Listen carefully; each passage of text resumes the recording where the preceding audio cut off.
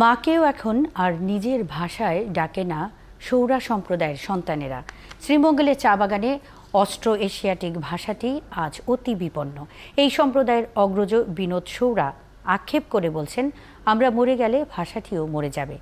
আন্তর্জাতিক মাতৃভাষা দিবস উপলক্ষে বিপন্ন ভাষা নিয়ে পার্থ সঞ্জয়ের 2 পর্বের ধারাবাহিকের প্রথম পর্বে থাকছে সৌরা ভাষার কথা। ক্যামেরায় ছিলেন মাহফুজ অপু।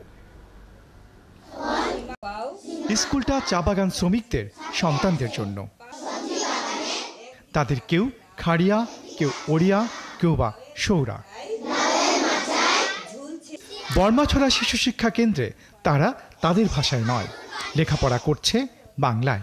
নিজস্ব যে মাতৃভাষা আছে সেই ভাষাটা ব্যবহার হচ্ছে না বলেই মনে করি আর কি। আমার নিজস্ব ভাষা সেটা অনেক আগেই আমাদের বাবা মারাই বলতে পারতো না, সেখানে আমরাই বা কিভাবে শিখবো, আর আমি বা আমার সন্তানকে কিভাবে শিখাবো। ভারতের ত্রিপুরা সীমান্ত ঘেঁষা শ্রীমঙ্গল রাজঘাট ইউনিয়নের বর্মাছড়া বস্তি। এখানেই অনেক সম্প্রদায়ের মাঝে একটা সম্প্রদায় সৌরা। সে সম্প্রদায়ের আছে নিজস্ব ভাষা, বর্ণমালা, সংস্কৃতি। তবে শেকড়চ্যুত এই সম্প্রদায়ের মাঝে সে ভাষাটির চর্চা একেবারেই নেই। তা নিয়েই আক্ষেপ বয়সের গাছ পাথর না থাকা এই সম্প্রদায়ের প্রবীণ সামরা সৌরার।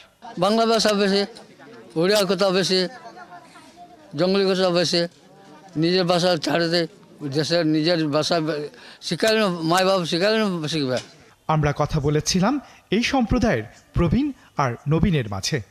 প্রবীণজন ভাষাটা ভালো বলতে পারলেও বোঝার ক্ষমতাও নেই নবীনদের। এমনকি মা ডাকটিও এই প্রজন্ম আর সৌরা ভাষায় বলছে না। সৌরা ভাষায় মাকে কি ডাকে? ইউংয়ে। সৌরা ভাষায় বাবাকে কি ডাকে? ওয়াnye। তোমার মাকে মা ডাকছো নাকি তোমাদের যেটা মা বললো যে উনি মাকে কি বলে? ইউংয়ে। ইউংয়া। কোনটা বলছো? মা বলছি। কিছুটা বুঝি কিন্তু সবটা আমি বলতে পারি না। আমি ইন্টারমিডিয়েট পড়ছি, আমি বাংলা বলতে পারি, বাংলা লিখতে পারি। আমরা মরে গেলে ভাষা তার থাকবে না। আন্তর্জাতিক শিশু সনদ বলছে মাতৃভাষায় শিক্ষা লাভ সন্তানের অধিকার, কিন্তু এই সৌরাপল্লীতে মাতৃভাষা হিসেবেই বেঁচে নেই সৌরা ভাষাটি।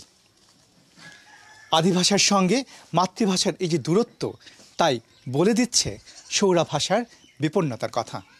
দেশে 40-এর বেশি নৃভাষার মধ্যে অতি বিপন্ন 14টি ভাষার একটি সৌরা। সৌরার মতো কিছু ভাষাতে বেশি সমস্যা হচ্ছে যখন জনসংখ্যা একেবারে কমে যাচ্ছে, তখন কিন্তু দেখা যাচ্ছে যে একটা শিশুও তার যে মূল মাতৃভাষা হওয়ার কথা সেই ভাষায় সে কথা বলছে না। একটাই উপায় আছে, যদি আমরা বিপন্নপ্রায় ভাষাগুলোকে আসলে রক্ষা করতে চাই, সেটা শিশুর প্রাথমিক শিক্ষায় সেটাকে নিয়ে আসতে হবে। আন্তর্জাতিক মাতৃভাষা দিবসে মায়ের ভাষা বেঁচে থাকার দাবি বর্মা বস্তিতে আদিভাষা সংরক্ষণের দাবিতে পরিণত হয়েছে। পার্থ সঞ্জয়, 71, রাজঘাট ইউনিয়ন, শ্রীমঙ্গল।